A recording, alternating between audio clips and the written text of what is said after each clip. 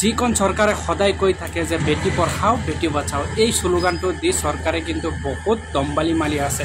এতিয়া কথাটো হৈছে যে ৰাইজৰ ওপৰত যে এই স্মাৰ্ট মিটাৰটো জাপি দিছে, এইটো এটা ষড়যন্ত্ৰ হয়। ৰাইজৰ পৰা লুটি লুটি কোটি কোটি টকা APDSL আত্মসাৎ কৰি আছে, আৰু যিটো টকা ৰাইজৰ পৰা লৈ আছে সেইটো কিন্তু ৰাইজে দিবলৈ অবাধ্য জোৰ জবস্তি লৈ আছে। কাৰণ চাওক, যদি 500 টকা ৰিচাৰ্জ কৰা এসপ্তাহ নাযায়, যিটো মেনুৱেল মিটাৰ আছে, যদি 500 টকা বিল কৰি পেড কৰিছিল, তেতিয়াহ'লে একমাহ প্ৰায় গুচি গৈছিল। এতিয়া স্মাৰ্ট মিটাৰটো দি এই অসমৰ ৰাইজৰ ওপৰত এনেকুৱা এটা জ্বলা খুৱাই আছে মানুহক। ৰাইজে কিমান বাৰ হাজাৰ হাজাৰ মানুহে প্ৰতিবাদ কৰি আছে। মানুহক পগলা কুকুৰে কি কামুৰিছে নেকি যে এনেই ৰাস্তাত আহি প্ৰতিবাদ কৰি থাকিব? শ মিটাৰ হাজাৰ হাজাৰ মিটাৰ খুলি আনি এনেকুৱা ভাঙচুৰ কৰিব? এইটো এটা কথা হ'ল নেকি?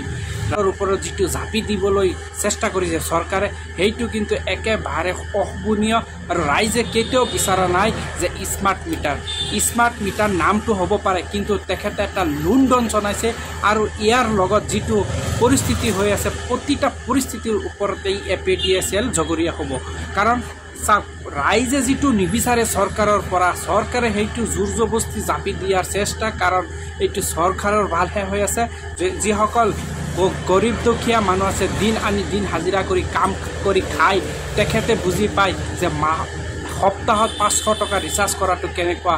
কিছুমান নেতা কৈ আছে যে ৰাইজসকলে এনেই প্ৰতিবাদ কৰি আছে, ৰাইজসকলে এনেই প্ৰতিবাদ কৰিছে। এইটোতো কথা হ'ল নেকি?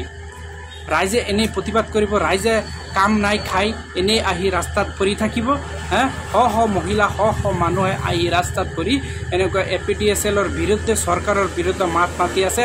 কিন্তু চৰকাৰে আজিলৈকে এটা কথাও কোৱা নাই। আৰু চৰকাৰে কিছুমান নেতাৰ ভেৰিফাইড পেজৰ মধ্যে আমি দেখা পাইছোঁ যে কিছুমান মানুহক লৈ এনেকুৱা এটা এডভাৰটাইজ দিছে যে মেনুৱেল মিটাৰতকৈ স্মাৰ্ট মিটাৰ ভাল, মেনুৱেল মিটাৰতকৈ স্মাৰ্ট মিটাৰৰ বিলবোৰ কম আহে। তেনেবোৰ ভিডিঅ' আপলোড কৰি আছে চৰকাৰৰ মানুহ হৈ। সেই নেতাসকলক ক'ব খুজিছোঁ, আপোনালোকে এনেকুৱা ভণ্ডামি বন্ধ কৰক। আৰু ৰাইজৰ যিটো পৰিস্থিতি হৈছে, এইটো এবাৰ আপোনালোকে ভাবক।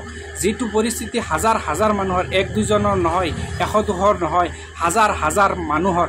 অসমত জুবিন গাৰ্গ নিজে এনেকুৱা মন্তব্য দিছে যে এইটো এটা গণ্ডগোল আছে, গণ্ডগোলটো অলপ তদন্ত কৰি চালি-জাৰি চালে এই ৰাইজৰ এটা পৰিস্থিতি হ'ব। সেইটো আপোনালোকে নুশুনে, আপোনালোকে নিজৰ মতে কাম কৰি আছে। আৰু ৰাইজৰ কি হ'ব নহ'ব সেইটো আপোনালোকে এবাৰো ভবা নাই।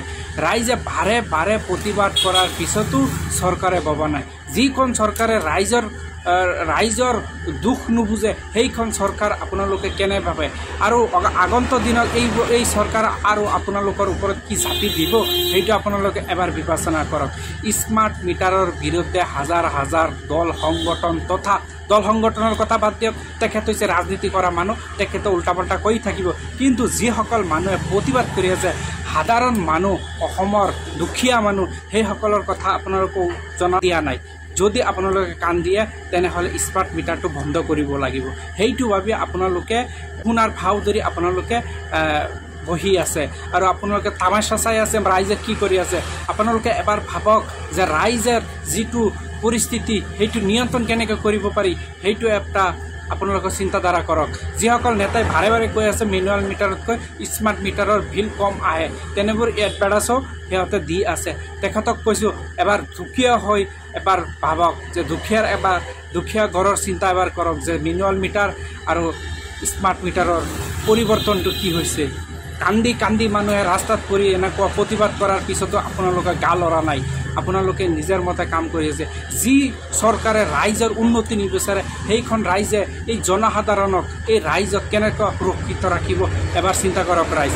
চৰকাৰক আমি বাৰে বাৰে দাবী জনোৱাৰ পিছতো, চৰকাৰক আমি বাৰে বাৰে প্ৰতিবাদ কৰাৰ পিছতো এই স্মাৰ্ট মিটাৰ বন্ধ কৰা নাই। আৰু তেখেতে জোৰদাৰ চলাই আছে যে মেনুৱেল মিটাৰতকৈ স্মাৰ্ট মিটাৰ বহুত ভাল। এইটো এটা ভুৱা কথা, ভুৱা প্ৰচাৰ।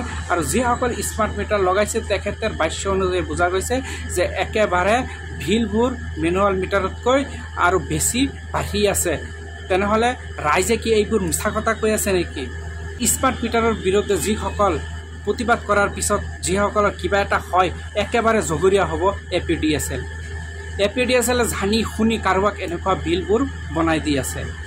যিয়েই নহওক ইয়াৰ বিৰুদ্ধে আমি প্ৰতিবাদ কৰি থাকিম আৰু জনসাধাৰণ ৰাইজসকল অসমৰ সকলোৱে প্ৰতিবাদ কৰি আছে যেতিয়ালৈকে এইটো বন্ধ নহয় তেতিয়ালৈকে আমাৰ তীব্ৰ প্ৰতিবাদ চলিব।